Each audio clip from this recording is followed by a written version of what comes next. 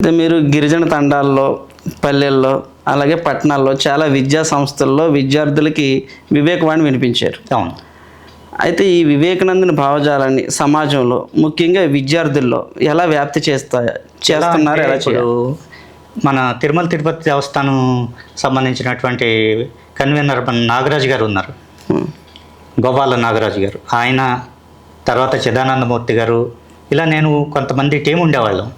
ఈ టీము మేము సొంత ఖర్చులతోటే రంపచోడవరం, మారేడుమిల్లి, మీరు చెప్పినట్లుగా కూనవరం, చింతూరు, ఇలా మొత్తం ఏజెన్సీస్ అన్నిటికీ కూడా తిరిగి అక్కడ ట్రైబల్ వెల్ఫేర్ రెసిడెన్షియల్ స్కూల్స్ అన్నీ కూడా తిరిగి, కాలేజెస్, అక్కడ వాళ్ళ హాస్టల్స్లోనే 2 రోజులు 3 రోజులు ఉంటూ, సెలవు పెట్టుకుని కూడా వెళ్ళి 2 రోజులు 3 రోజులు ఉంటూ, వాళ్ళ హాస్టల్లో వాళ్ళు ఏం తింటున్నారో అదే తింటూ, అక్కడే బస చేస్తూ వాళ్ళకి పర్సనాలిటీ డెవలప్మెంట్ గురించి లేదు కొద్దిగా ఇంగ్లీష్ గ్రామర్ చెప్పడం అనేది జరిగేది.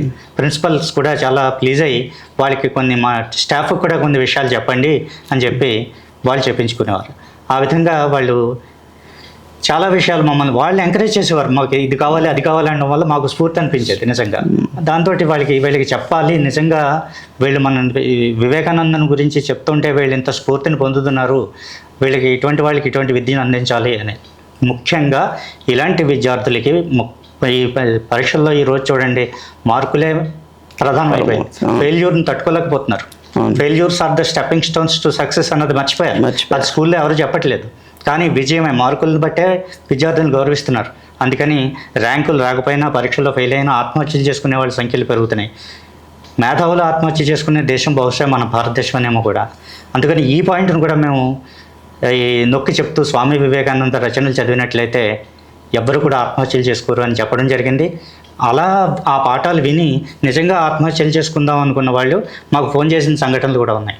సార్ మీరు ఆ రోజు చెప్పింది గుర్తొచ్చిందండి, అందుకు నేను ఆత్మహత్యను విరమించుకున్నాను. ఎందుకంటే అన్నాహాచార్య అంతటి వాడు చనిపోదాం అనుకున్న టైంలో వివేకానంద ప్రబోధాలు చదివి వెంటనే మారాడు. ఆ తర్వాత ఏంటి, ది రెస్ట్ ఈజ్ హిస్టరీ. ఆ తర్వాత అన్నాహాచార్య ప్రపంచానికి తెలుసు. ఆత్మహత్య చేసుకుందాం అనుకున్న ముందు రోజు అన్నాహాచార్య ఎవరికి తెలియదు.